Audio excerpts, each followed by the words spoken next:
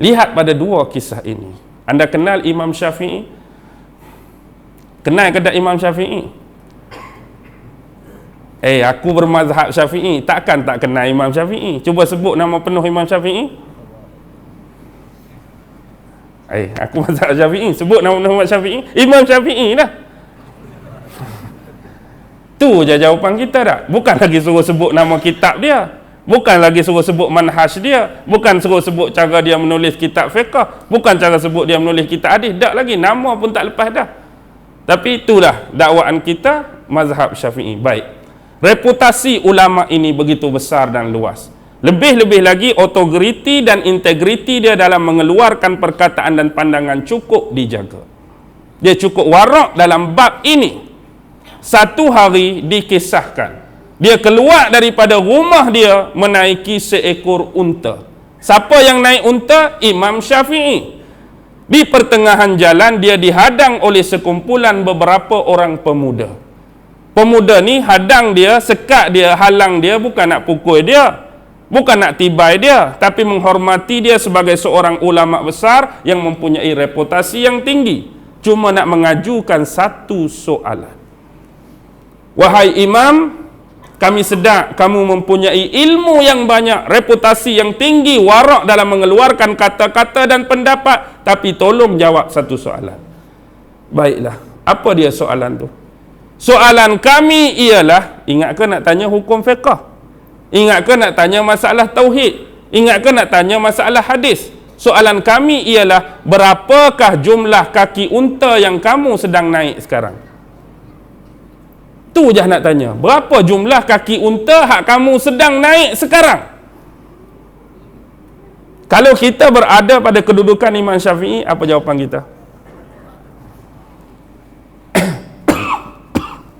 Empat. Minta maaf. Empat, benar. Tapi apa tindakan Imam Syafi'i? Dia turun daripada unta, dia bilang satu-satu. 1, 2, 3, 4. Kaki unta yang aku sedang naik sekarang ada 4. Terkejutlah geng-geng pemuda tadi. Wahai Imam, untuk jawab soalan semudah dan sesimpel ini, dia tak cakaplah simple, tu bahasa Inggeris. Dia cakap bahasa Arab lah. Kamu tak perlu turun daripada unta. Dari atas pun kamu boleh jawab, unta ni ada 4 kaki. Tidak. Aku tidak akan menjawab sesuatu soalan atau pertanyaan yang aku ragu-ragu dan was-was tentang dia. Mana tahu waktu aku naik unta ni, ada kaki dia yang cacat ke, kaki dia putus ke, kaki dia pi ke mana ke. Sepanjang aku duduk tadi. Jadi nak memastikan benda ni tak ada ragu-ragu, tak ada was-was, aku turun pastikan 4, baru aku jawab pada kamu 4. Nampak? Bayangkan kalau kita, saya lah, nak pergi mengajak, turun rumah, rum, gear 1, gear 2, baru nak masuk gear 3, 5 orang. Ustaz, berhenti. Saya nak tanya satu soalan. Saya ni nak pergi Masjid Jitra ni, Syarifah Fatimah. Ada satu soalan saja Ustaz. Apa dia soalan dia? Motor hak Ustaz naik sekarang, ada berapa biji tayar dia Ustaz? Tu je soalan. Agak-agak apa saya nak buat?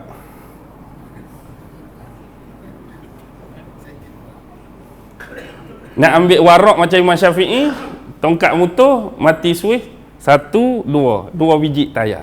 Ataupun sebiji belah ni, sebiji belah ni. Perlu tak turun motor? Unta mungkin payah nak nampak kaki, motor tak turun pun, 1, 2, confirm 2. Tak, ni nak cakap beza antara Imam Syafi'i dengan kita. Tapi yang jadi poin main soalan cepu mas malam ini, berapa ramai di antara kita bila diajukan persoalan, diminta pendapat atau pandangan, mengambil cara Imam Syafi'i, atau kita lebih suka menggunakan andaian dan pendapat kita sendiri? Mana lebih ramai?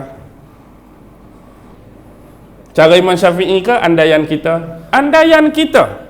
Sememangnya kita manusia ni suka bercakap, suka kritik, suka komen, walaupun kita tak ada banyak ilmu tentang apa yang kita cakap, walaupun kita banyak tak tahu apa yang kita komen, walaupun kita tak berpengetahuan apa yang kita kritik. Bukan tak tahu langsung, tapi kadang-kadang hujung di mana, pangkal di mana pun nak komen.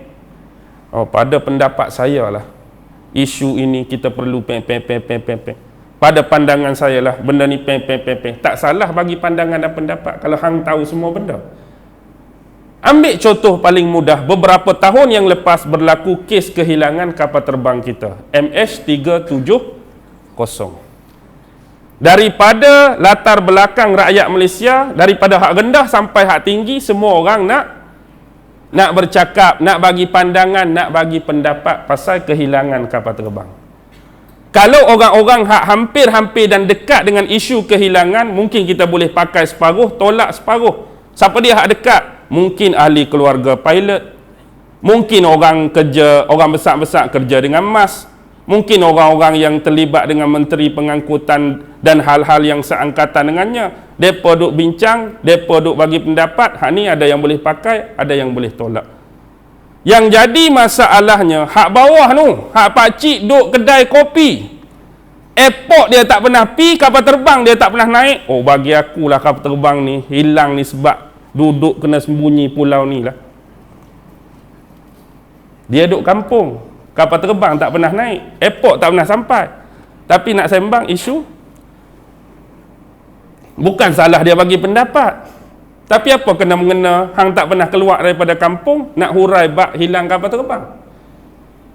Akibatnya pandangan tadi jadi tersasar. Sebab apa? Ilmu pengetahuan terhad. Akibatnya kumpul punya kumpul, jumpa ke tak jumpa? Jumpa ke tak jumpa? Hak kata di sini, hak ni di sini, hak di sini, hak ni di sini. Duk mana? Last sekali tak keluar jawapan pun. Hak pendapat tu pun kata terbang tak jumpa. Hak pendapat ni pun kata terbang hilang juga. Pendapat ni pun kepala tak tahu di mana. Hak pendapat ni pun ekor tak tahu ke mana. Tapi andaian awal sudah keluar. Betul? Andaian awal sudah keluar, pendapat sudah keluar. Inilah sifat manusia. Dia tak akan pernah berhenti bercakap, komen, kritik, pelbagai andaian. Sekarang lihat kepada imam yang kedua, anak murid kepada Imam Syafi'i. Siapa murid Imam Syafi'i? Imam Ahmad Ibn Hanbal, pendiri dan pengasas mazhab Hambali. Dia diperakukan salah seorang ulama yang hebat dalam bidang hadis, sehingga ada karya tulisan dia Musnad Imam Ahmad kan. Selain Sunan Sittah tu, Bukhari, Muslim, Abu Daud, Tirmizi, Ibnu Majah, Nasa'i, Musnad Imam Ahmad.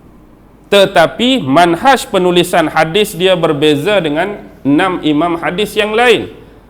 Sebab manhaj cara penulisan 6 imam hadis yang lain, setiap tulisan hadis mereka berpandukan bab.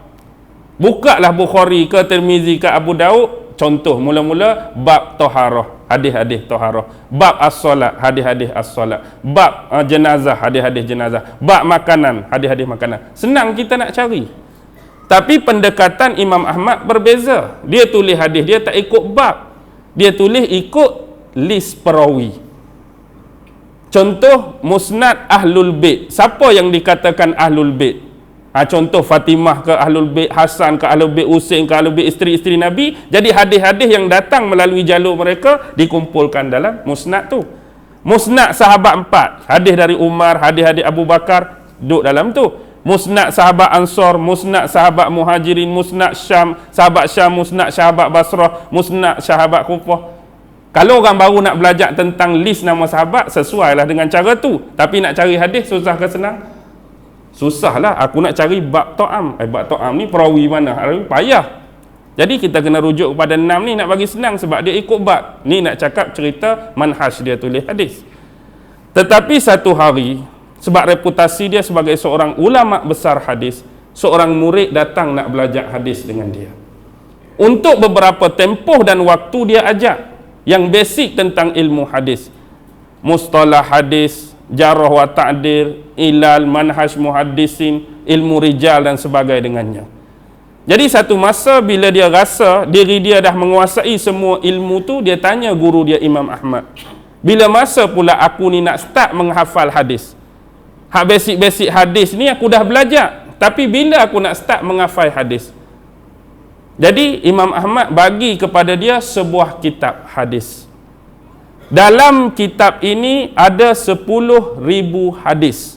Jadi kamu bawa balik kitab ni, hafal semua 10,000 hadis, dan bila kamu dah rasa kamu ingat sanad-sanad dia, perawi-perawi dia, matan dia dengan baik, datang balik jumpa aku akan tambah hadis yang lain.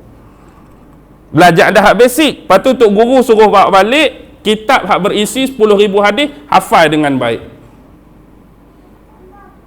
Bila habis 10,000, datang balik nak tambah hadis baru. Kalau kita wujud masa tu dengan Imam Ahmad, agak-agak awak balik kitab tu, mai ke tak mai dah? Tak mai dah kot. Bukan kata 10,000, 100 pun belum tentu lagi. 100 pun belum tentu. Kira awak balik kitab sungguh lah, tak tahu bila nak jumpa. Tapi bila dia dah rasa cekap, dia hafal, dia mai balik. Imam Ahmad tanya, dah hebat hafalan kamu, dah cekap hafalan kamu, dah sempurna hafalan kamu? Ya, pada anggapan aku. Jadi Imam Ahmad test dia. Cuba baca hadis sekian-sekian, dia pun okey, bagus. Cuba baca hadis sekian-sekian, bagus. Cuba baca sanad sekian, semua bagus, komplit. Lalu dia rasa happy dan gembira. Sekarang tuan guru dia Imam Ahmad bagi hadis yang kedua, kitab hadis yang kedua. Yang dalam ni ada berapa? Yang dalam ni 20,000 hadis. Tambah lagi 20,000. Kenapa perlu lebih banyak? Bukan nilai yang sama macam yang dulu 10,000. Sebenarnya yang kamu hafal dulu 10,000 bukan kitab yang sahih, tapi semua hadis palsu. Allah. Ingat ke hak sahih 10,000, tapi rupanya 10,000 tu hadis palsu. Pasal apa tuan guru buat lagu ni? Untuk tes hafalan kamu. Bayangkan buat kali pertama kamu bawa balik hadis yang sahih. Benar? Kamu bawa balik hadis yang sahih, tanpa pengetahuan aku, kamu mungkin mengajarkan hadis ni pada orang lain. Hadis ni sahih, tapi kamu nak ajak pada orang lain, tiba-tiba menyebabkan kamu tu jadi tersalah pada sanad, tersalah pada rawi, tersalah pada bacaan matan, dan orang terima hadis tu dengan kamu, sebab tu hadis ni sahih, jadi apa? Nilaian kamu sekarang tak ingat perawi, tak ingat matan, tak ingat hadis. Hadis sahih tadi boleh jadi apa? Boleh jadi dhaif sebab kamu. Sebab tu aku bagi hak palsu dulu. Kalau kamu nak mengajak tersalah ke, tak ingat ke, tak apalah, sebab hadis tu hadis palsu. Tapi walaupun palsu 10,000, kamu ingat sungguh, baguslah. Jadi tu cara pertama, nak pastikan kamu memang ingat betul. Bila ingat betul, aku bagilah, baru bagilah hak sahih. Tu teknik dia. Agak-agak teknik ni kalau zaman kita ni, lepas ke tak lepas? Tambah-tambah guru kata hak 10,000 ni hak tak betul. Lagilah kita tak mau belajar dah. Apa dia bagi hak tak betul? 10,000 pula tu. Bagilah hak betul.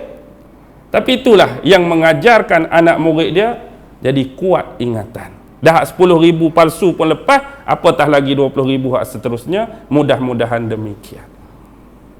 Baik, ini antara salah satu teknik dan cara ajaran ulama dulu terhadap murid-murid mereka. Dan kita boleh tengok pelbagai gaya, pelbagai kaedah, pelbagai pedagogi yang digunakan oleh ulama-ulama dulu bila berhadapan dengan murid masing-masing.